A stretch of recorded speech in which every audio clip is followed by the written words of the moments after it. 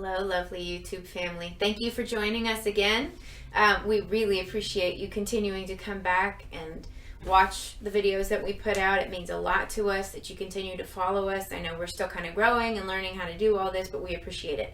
Once again, please continue to like and subscribe to our channel. It does make a huge difference. We're growing slowly but surely, and every extra person that joins this community really does make an impact. So thank you so much for doing that. Please continue to come back. Today we're going to get into our last part of the Joe Beck interviews, which is part 3. If you've missed 1 or 2, go back and look at them. They're really kind of funny. I realize it's a lot of time to spend with one person, but he's a really funny guy. And for anybody who is aspiring to be an artist, he's got a lot of really great information, and we'll probably be seeing him again probably in the next year. At some point, we're going to do another interview to follow up. But we want to go ahead and get into that interview. Before we do, you've noticed our digs.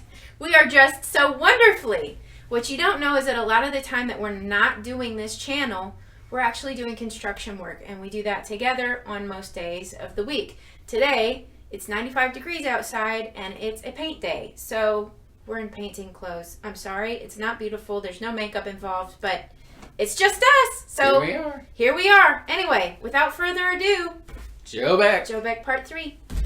When you're working in consulting with younger, or not always younger, but just people trying to navigate through creativity, and they always go online and they look for stuff. There's so much, pay me $100 and I'll tell you why you suck.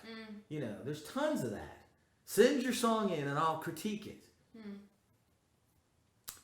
And I'm not opposed to that. I just don't want to do it with our company. Our company is more, let's set up a meeting and write a song and get to know each other. It's very much it's like what Nashville used to be when I came here, and Muscle Shoals when I was there.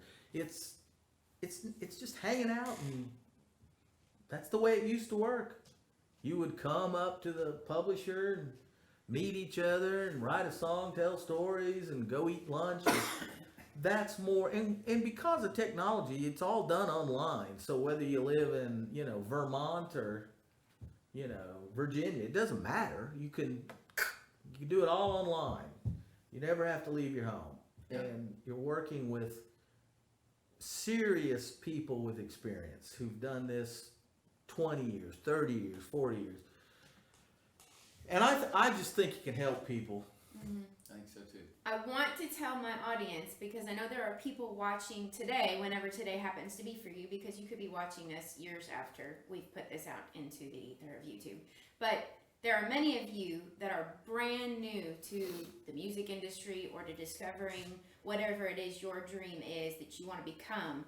And I think it would be very valuable for all of us that are watching to ask you the very important question. You might have already answered it, but what good advice would you give somebody that is just beginning to kind of become something in the music industry right at the beginning of their career, something really important? Really important is work ethic. And what I mean by that is practice. Find what I still do is I try to play the piano and think creatively 30, 40 minutes a day. Sometimes it goes up to 3 or 4 hours a day. Sometimes it's all day.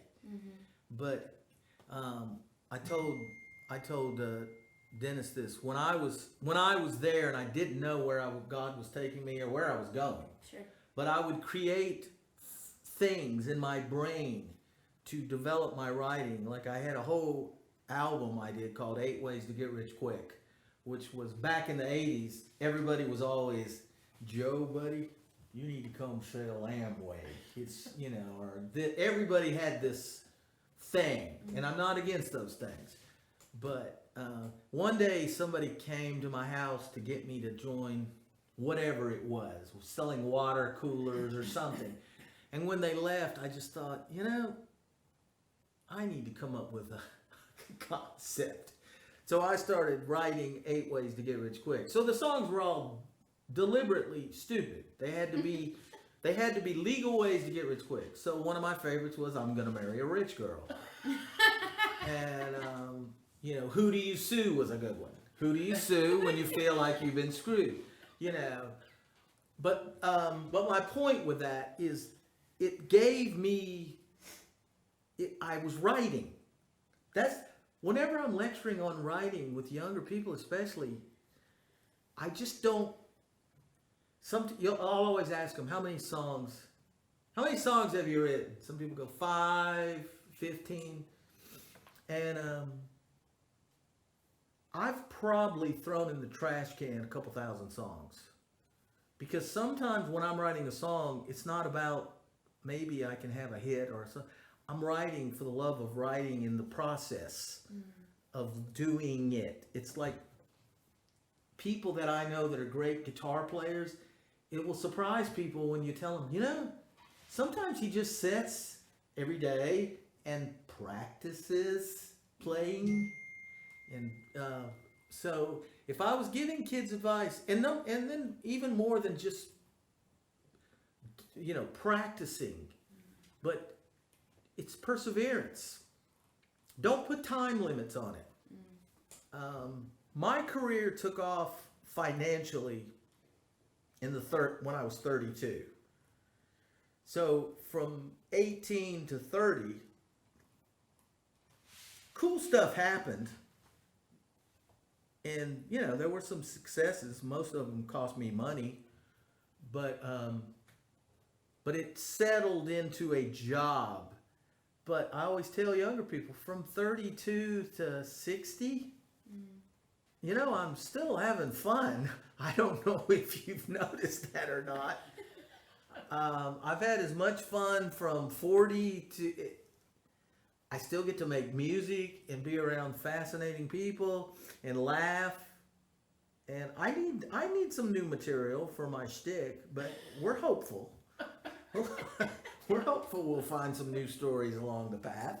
But no, I'm glad I did it. But in your 20s, it's more about dream, but dream responsibly. You know, my dream was simple. I just wanted to make a living doing music. I didn't care if I was the piano player for Buck Owens or, you know, a songwriter. I just loved the feel of music on my soul. And I just wanted to make a living. Now, in retro, I should have dreamed bigger. Because God gave me that. Oh, I should have added another 0 on there. Rats! But in all seriousness, you have to know, you have to search your heart too, because you can't, everybody's looking for somebody like me to tell them, no, here's the answer. People have to look inside them and know what's in there. Because I've seen it with people that I never thought would, you know, my looking at them and hearing their music and talking to them, I didn't see it. And they're icons. And I don't want to name names. You know them. But you can't always be looking for somebody else to tell you what's in your soul. Only you know. I don't.